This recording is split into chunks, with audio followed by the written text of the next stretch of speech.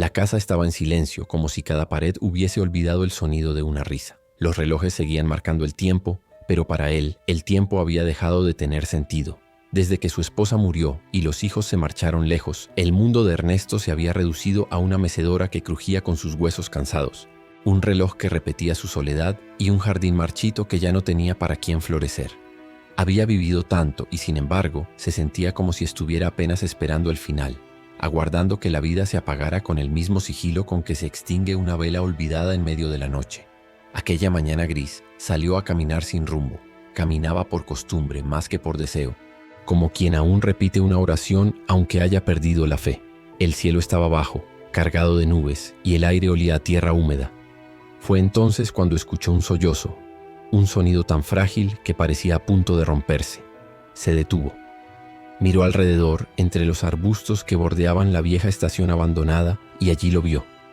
Un niño encogido como un pajarillo mojado, con los ojos grandes y oscuros, fijos en el suelo como si mirar el mundo le doliera.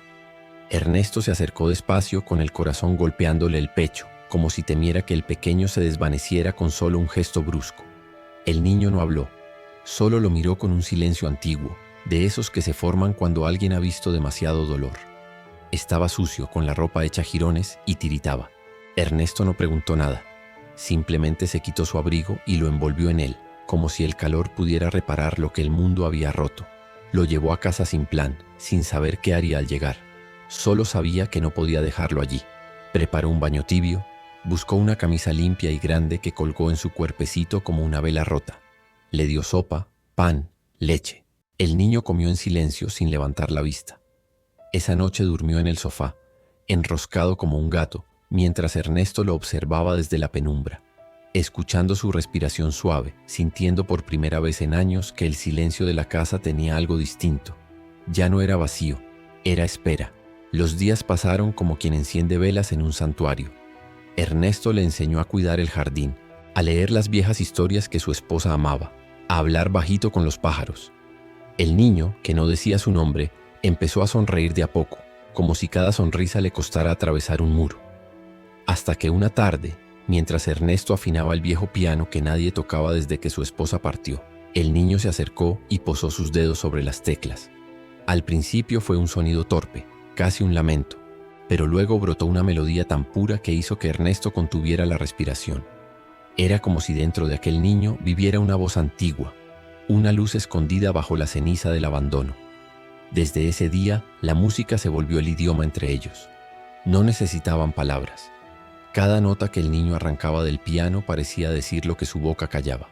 Ernesto comenzó a grabarlo en su viejo casete, a mostrar sus grabaciones a los vecinos, que llegaban con lágrimas en los ojos, preguntando de dónde venía aquella criatura capaz de tocar la tristeza como quien acaricia una flor rota. Y poco a poco, el pueblo entero empezó a acudir a aquella casa que alguna vez estuvo llena de fantasmas. Venían a escuchar, venían a recordar que aún había belleza en el mundo. Con el tiempo, la historia del niño llegó más lejos que las colinas del pueblo. Un director de orquesta lo escuchó por casualidad y quiso conocerlo. Ernesto dudó. Temía que el mundo, ese mismo mundo que lo había arrojado a la calle, volviera a devorarlo. Pero el niño lo miró con esos ojos de bosque herido y dijo su primera palabra desde que llegó: «Quiero». Y entonces Ernesto entendió que no podía retenerlo como quien encierra un pájaro por miedo a perder su canto. Lo dejó ir, aunque cada paso del niño alejándose le desgarrara el alma. Lo vio subir a un tren con su piano de juguete bajo el brazo, saludando con la mano pequeña, prometiendo volver. Y volvió. Meses después volvió no como un niño roto, sino como un prodigio. Volvió con un brillo en los ojos y con cartas que hablaban de salas llenas, de aplausos que estallaban como fuegos artificiales, de personas que decían que su música les devolvía las ganas de vivir. Y en cada concierto antes de tocar, el niño, ya un poco menos niño, contaba su historia. Y decía que hubo un hombre que lo encontró cuando era invisible. Un hombre que le regaló un nombre y un hogar antes de que el mundo supiera su valor. Ernesto escuchaba esas palabras en la radio, sentado en su mecedora que ya no crujía de soledad, y lloraba en silencio. Porque entendía que no había salvado solo a aquel niño, también se había salvado a sí mismo. La casa, que alguna vez fue tumba, ahora era santuario. El jardín florecía, los relojes sonaban con paciencia, y la música llenaba cada rincón como una oración que por fin encontró respuesta. El día que el niño regresó definitivamente, convertido en joven, trajo consigo una grabación.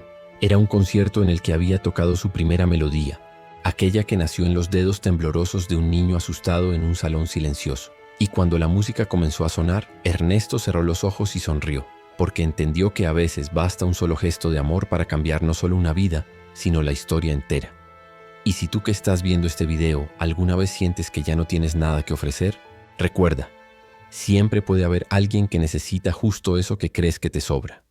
No dejes que el miedo te impida abrir los brazos. Suscríbete a este canal y deja tu like para que más corazones recuerden que nunca es tarde para amar.